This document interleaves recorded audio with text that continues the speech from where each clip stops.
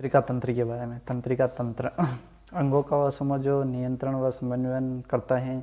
इसके तीन भाग हैं। यानी कि तंत्रिका तंत्र क्या है, तो अंगों का वह समूह जो नियंत्रण व समन्वयन का कार्य करता है, तंत्रिका तंत्र है। इसके तीन भाग बांटते हैं कार्यों के आधार पर। यानी कि CNS सेंट्रल केंद्रित, और PNS पेहल परिजीय, और ANS ऑटोनॉमिक्स यानी कि स्वायत्त। एक तो स्वायत्त है, एक परिधीय या परिजीय, एक है केंद्रीय। केंद्रीय कंट्रोल व समन्वयन का कार्य करता है। यानी कि कंट्रोल व समन्वय का कार्य केंद्रीय या सेंट्रल करता है। इसमें ब्रेन आता है और मेरुरज्जा आती है। यानी कि मेरुरज्जा और ब्रेन दोनों कंट्रोल व समन्वयन का कार्य करता है। पेरी कि में कपालीय और तंत्रिकाएं, मेरुरज्जा तंत्रिकाएं और कपालीय तंत्रिकाएं ये परिधीय या परिजीय में आती हैं। और स्वायत्त में अनुकंपी प्राणोकंपी ये कार्य कारण क्रिया प्रभाव को बताती हैं। यानी कि कारण क्रिया प्रभाव को कौन बताती हैं, तो स्वायत्त तंत्रिका तंत्र बताती हैं। स्वायत्त बताती है। और इसमें मेरुरज्जा व कपालीय तंत्रिका तंत्र का कार्य है संचार, CNS टू बॉडी। यानी कि CNS टू बॉडी को संचार परिधि द्वारा दिया जाता है। ब्रेन पढ़ते हैं, ब्रेन मस्तिष्क। स्टडी ऑफ ब्रेन क्या कहलाता है, तो न्यूरोलॉजी कहलाता है। स्टडी ऑफ ब्रेन न्यूरोलॉजी कहलाता है। ये कपाल के नीचे होती है। यानी कि ब्रेन कपाल के नीचे होता है और स्टडी ऑफ ब्रेन न्यूरोलॉजी कहलाती है। स्टडी ऑफ ब्रेन ये कपाल के नीचे होता है। कपाल 8 बोन का ढांचा होता है।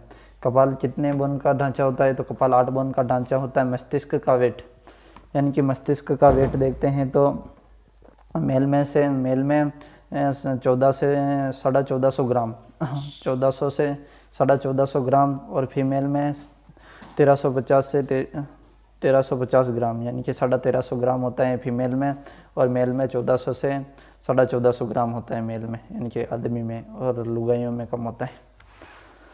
बच्चे का वेट 300 से 400 ग्राम, यानी कि बच्चे में 300 से 400 ग्राम। ब्रेन के वेट 2% ऑफ बॉडी वेटिंग, यानी 2% बॉडी का होता है। कोशिका या इकाई न्यूरॉन, यानी कि कोशिका या इकाई न्यूरॉन मानव शरीर की सबसे बड़ी लंबी का कोशिका है। मानव शरीर की सबसे लंबी कोशिका कौन सी है, तो सबसे लंबी कोशिका न्यूरॉन है।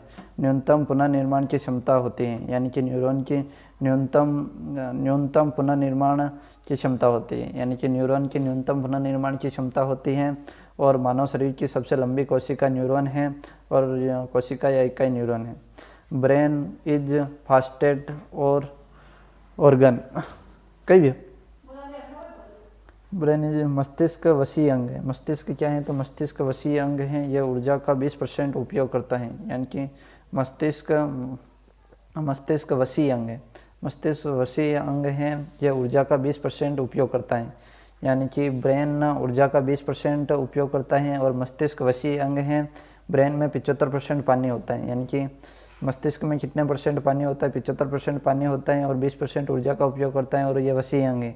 और मस्तिष्क व कपाल के बीच मेनिंजिस झिल्ली होती है, यानी कि मस्तिष्क व कपाल के बीच में कौन सी झिल्ली होती है, तो मेनिंजिस झिल्ली होती है। इसमें एक रोग होता है जिसे मेनिंजाइटिस रोग कहते हैं, यानी कि जिसे मेनिंजाइटिस रोग कहते हैं।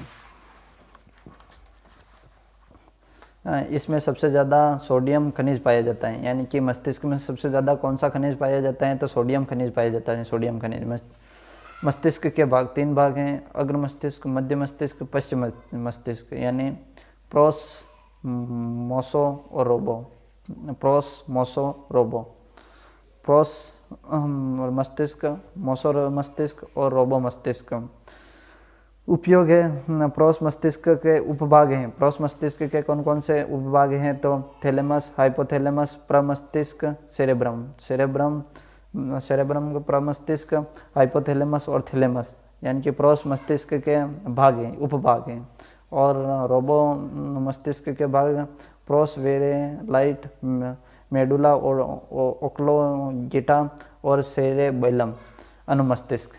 यानी कि सेरेब्रम तो अग्र मस्तिष्क का भाग है, अनुमस्तिष्क पश्चिम मस्तिष्क का भाग है।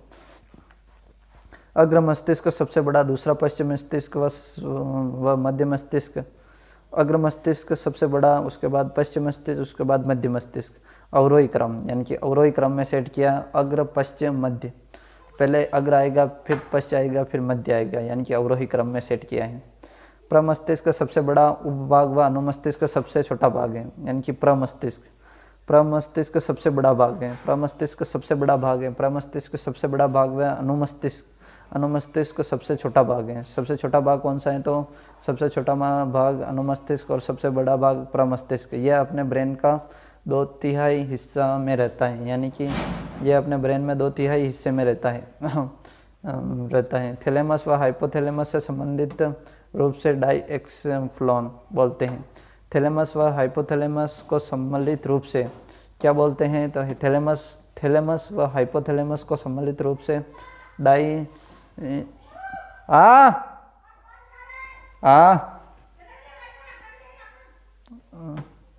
थैलेमस व हाइपोथैलेमस को सम्मिलित रूप से डाइएक्सेफ्लॉन बोलते हैं। दो मिनट।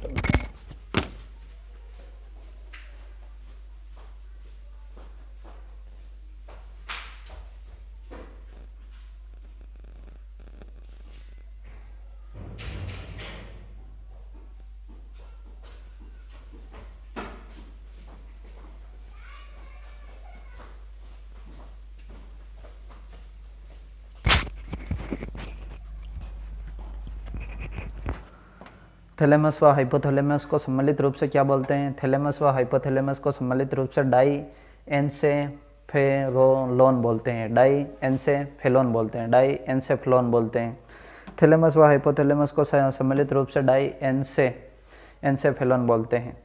ये देख लेना, थैलेमस, हाइपोथैलेमस, पिनिकाई और मध्य मस्तिष्क, प्रोस अनुमस्तिष्क, मध्य मस्तिष्क, मेरुरज्जा, मेडुला ओबलबेटा और अनुमस्तिष्क को छोटा दिमाग कहते हैं। ये तो वैसे सबको आएगा। पढ़ते हैं अनुमस्तिष्क छोटा दिमाग है। इसको सेरेब्रम व छोटा दिमाग जीवन का पेड़ कहते हैं, यानी कि जीवन का पेड़ किस मस्तिष्क को बोलते हैं, जीवन का पेड़ अनुमस्तिष्क को बोलते हैं। अनुमस्तिष्क के कार्य देख लेते हैं। शरीर का संतुलन बनाता है, यानी कि अनुमस्तिष्क शरीर का संतुलन यानी कि पीछे से बनता है। शरीर का संतुलन, बोलने की क्षमता भी अनुमस्तिष्क करता है। मांसपेशियों में संकुचन व शिथिलन नियंत्रण करता है। मांसपेशियों में संकुचन व शिथिलन नियंत्रण करता है। यह दिमाग का सबसे छोटा उपभाग है, यानी कि यह दिमाग का सबसे छोटा उपभाग है और मांसपेशियों में संकुचन व शिथिलन का कार्य करता है। बोलने की क्षमता करता है और शरीर का संतुलन बनाता है। शरीर का संतुलन को अनुमस्तिष्क बनाता है। और छोटा दिमाग के चोट लगने पर आदमी की मृत्यु हो जाती है, यानी कि अनुमस्तिष्क में चोट लगने पर मृत्यु हो जाती है। यह दिमाग का सबसे छोटा उपभाग होता है। जब अल्कोहल लेते हैं तो अनुमस्तिष्क प्रभावित होता है, यानी कि दारू पीते हैं तब कौन सा मस्तिष्क ये प्रभावित होता है, तो अनुमस्तिष्क सबसे ज़्यादा प्रभावित होता है। अब बताएं मेडुला ओबलोगेटा, यानी कि मेडुला ओबलोगेटा, इसे मध्यांश भाग कहते हैं। मेडुला ओबलोगेटा को मध्यांश भाग कहते हैं, मध्यांश यानी कि मध्य वाला। कार्य ये अनैच्छिक क्रियाओं को नियंत्रित करता है, यानी कि अनैच्छिक क्रियाएं मध्य में नियंत्रित रहती हैं। अनैच्छिक क्रियाएं कहाँ पर नियंत्रित रहती हैं, तो अनैच्छिक क्रियाएं मध्य में नियंत्रित रहती हैं, मध्य वाले भाग में, यानी कि मेडुला ओबलोगेटा। इसके मुख्य और सहायक, यानी कि अनैच्छिक क्रियाएं एक तो मुख्य होती हैं और एक ये सहायक होती है। मुख्य कौन सी है, यह नहीं होने पर डेथ हो सकती है, यानी कि ये नहीं होने पर डेथ हो सकती है मेडुला ओबलोगेटा में पाचन, श्वसन, रक्त परिसंचरण व हृदय धड़कन, बीपी, लाल का बनना और हार्मोन का बनना, यानी कि ये सब मुख्य हैं, इनका होना आवश्यक है, नहीं तो डेथ हो जाएगी। हार्मोन, लार का बनना, हृदय धड़कना, बीपी, रक्त परिसंचरण और पाचन और श्वसन तंत्र मुख्य में मेडुला ओबलोगेटा में, मध्यांश भाग में। सहायक नहीं है चिकना, उल्टी, उबासी, आँखों का चपकना, झपकना, आँखों का झपकना भी सहायक है, आँखों का झपकना भी सहायक है, इससे डेथ नहीं होगी। आँखों का झपकना से डेथ नहीं होगी। जुकाम व सर्दी, जुकाम व सर्दी भी सहायक है। उबासी और छींकनी, उल्टी, यानी कि ये सब सहायक है। मुख्य तो ये है, सहायक से डेथ नहीं होती है, मुख्य से जबकि डेथ हो जाए। पॉन्स वेरोलाई, पॉन्स वेरोलाई यानी कि पॉन्स वेरोलाई, अन्य नाम इसको हम पोस्ट ऑफिस या पोस्टमैन डाकिया कहते हैं। यानी कि पॉन्स वेरोलाई को किस नाम से कहते हैं, तो पॉन्स वेरोलाई का अन्य नाम इसको पोस्ट डाकिया कहते हैं। पॉन्स वेरोलाई को हम पोस्ट डाकिया कहते हैं, पोस्ट डाकिया कहते हैं पॉन्स वेरोलाई को, या पोस्टमैन डाकिया कहते हैं पॉन्स वेरोलाई को। कार्य शरीर के अंगों को संदेश को मस्तिष्क तक पहुंचाता है, यानी कि मस्तिष्क तक पहुंचाता है। यानी कि ये देख लेना, आई मध्य मस्तिष्क, थैलेमस, प्रोन्स वेलाई और हृदय, और पश्च दिमाग, अनुमस्तिष्क। यानी कि त्वचा में कोई भी होता है तो ये देने का कार्य करते हैं, ये समझ जाओगे वैसे। ये मेडुला ओबलबेटा की सहायता करता है। यानी कि मेडुला ओबलबेटा की कौन सहायता करता है, तो पॉन्स वेरोलाई मेडुला ओबलबेटा की सहायता करता है। मध्य मस्तिष्क, अब बढ़ते हैं मध्य मस्तिष्क। मध्य मस्तिष्क यह दिमाग का सबसे छोटा उपभाग है। मध्य मस्तिष्क दिमाग का सबसे छोटा उपभाग है। दिमाग का सबसे छोटा उपभाग कौन सा है, तो मध्य मस्तिष्क। 2 संवेदनीय अंगों को नियंत्रित करता है। यानी कि मध्य मस्तिष्क 2 संवेदनीय अंगों को नियंत्रित करता है। आँख व कान, आँख देखना व सुनना कौन, मध्य मस्तिष्क का काम है। समझने की क्षमता को बढ़ाता है, यानी कि समझने की क्षमता मध्य मस्तिष्क ये दिमाग का सबसे छोटा उपभाग है। आँख और कान दोनों कॉर्पोरा क्वाड्रिजेमिन बोलते हैं, कॉर्पोरा क्वाड्रिजेमिन बोलते हैं। अग्र मस्तिष्क, अग्र मस्तिष्क उच्च दिमाग व बुद्धिमत्ता वाला दिमाग कहते हैं। यानी कि अग्र मस्तिष्क आगे वाला मस्तिष्क को उच्च दिमाग व बुद्धिमत्ता वाला दिमाग कहते हैं। यह मस्तिष्क का सबसे बड़ा भाग है, यानी कि अग्र मस्तिष्क सबसे बड़ा उपभाग है। मध्य मस्तिष्क तो सबसे छोटा और अग्र मस्तिष्क सबसे बड़ा उपभाग, सबसे बड़ा भाग है, उपभाग नहीं सबसे बड़ा भाग है। अग्र मस्तिष्क थैलेमस, हाइपोथैलेमस और प्रमस्तिष्क सेरेब्रम, यानी कि थैलेमस, हाइपोथैलेमस अग्र मस्तिष्क में और प्रमस्तिष्क सेरेब्रम। थैलेमस 3 संवेदनीय अंगों को कंट्रोल करता है। यानी कि थैलेमस 3 संवेदनीय अंगों को कंट्रोल करता है, नाक, त्वचा और जीभ। यानी कि नाक, त्वचा और जीभ। थैलेमस सूंघने की क्षमता, ठंडा, गर्मी व बाहरी दर्द और स्पर्श, बाहरी दर्द और गर्मी और ठंडा और सूंघने की क्षमता और स्वाद, जीभ। यानी कि नाक, त्वचा, जीभ 3 संवेदनीय अंगों पर थैलेमस कंट्रोल करता है। 3 संवेदनीय अंगों पर कौन कंट्रोल करता है, तो थैलेमस करता है। नाक से सूंघने की क्षमता होती है, त्वचा से ठंडा, गर्मी और बाहरी दर्द और स्पर्श, और जीभ से स्वाद। हाइपोथैलेमस आंतरिक दर्द को महसूस कराता है। यानी कि हाइपोथैलेमस आंतरिक दर्द को महसूस कराता है। हाइपोथैलेमस शरीर के ताप का नियंत्रण, जिस कारण थर्मोमीटर कहते हैं। यानी कि हाइपोथैलेमस को थर्मोमीटर क्यों कहते हैं, तो का ताप नियंत्रित करता है। गुस्सा, भूख, प्यार, नफरत, मनोदशा, हंसना, रोना, छिद्र, निंद्र, डांस, ईटीसी इत्यादि। इसको सुपर या मास्टर ग्लैंड, ये ग्रंथियों में चल दिया। तो बढ़ते हैं प्रमस्तिष्क सबसे बड़ा उपभाग होता है। प्रमस्तिष्क सबसे बड़ा उपभाग होता है। इसे बुद्धिमत्ता वाला दिमाग या उच्च दिमाग कहते हैं। यानी कि प्रमस्तिष्क को बुद्धिमत्ता वाला या उच्च दिमाग कहते हैं।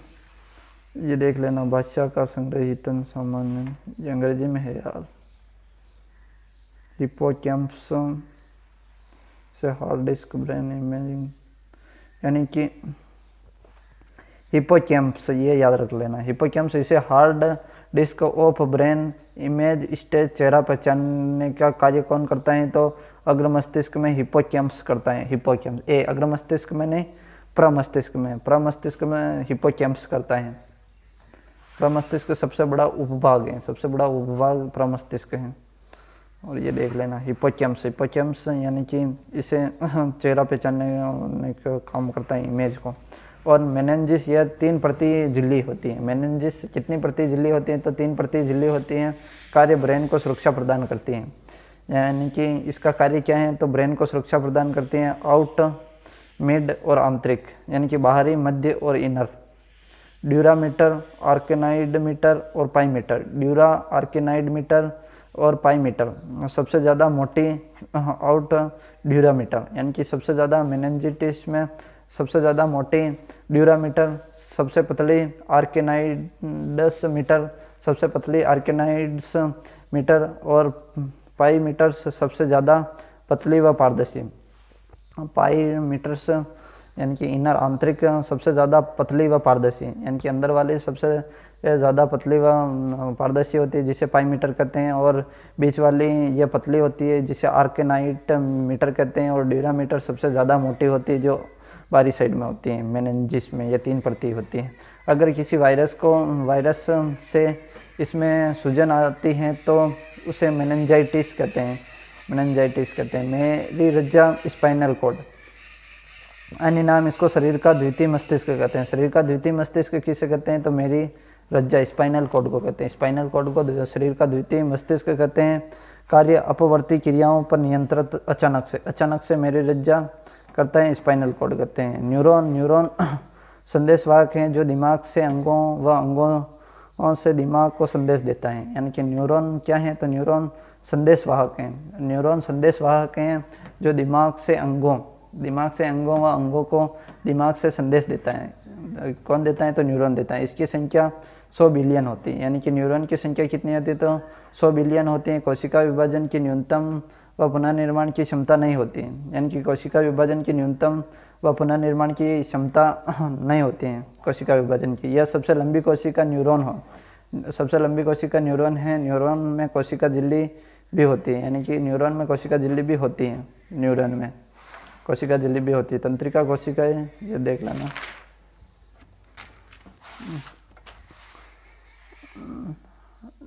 DENDRON, सोमा, शरीर के विभिन्न अंगों को संदेश प्राप्त कराता है, यानी कि सोमा।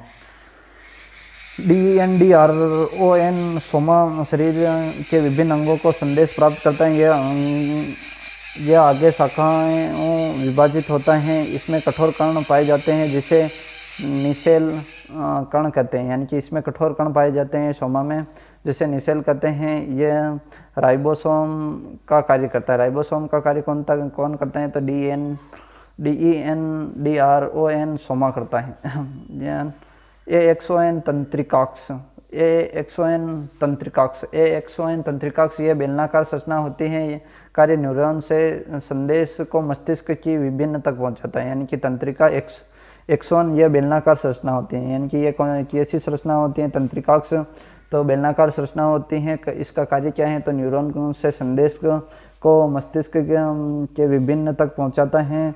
एक्सोन के चारों ओर प्रोटीन का आवरण लगा होता है, यानी कि एक्सोन के चारों ओर किसका आवरण लगा होता है? तो प्रोटीन का, जिसे माइलिन आवरण कहते हैं, यानी कि जिसे माइलिन आवरण कहते हैं। कार्य न्यूरॉन को संरचना व उपापचय आदान प्रदान करती हैं। एक्सोन में नोड ऑफ रेनवेयर में पाई जाती है। काम संदेश प्रणाली को मजबूत बनाता है। संदेश की गति प्रदान करता है। एक्सोन के अंतिम सिरे को साइनेपेटिक नंबर कहते हैं। एक्सोन के अंतिम सिरे को क्या कहते हैं? तो साइनेपेटिक नंबर कहते हैं। डिपामेनिन एक न्यूरोट्रांसमीटर है, यानी कि न्यूट्रांसमीटर है। एक्सोन सोडियम पोटेशियम कैनियल होते हैं। एक्सोन के अंदर एक भूरा पदार्थ होता है जिसे IQ प्रदान करता है। IQ प्रदान करता है। न्यूरॉन के 3 प्रकार, ये यार देख लेना यार, न्यूरॉन के 3 प्रकार हैं।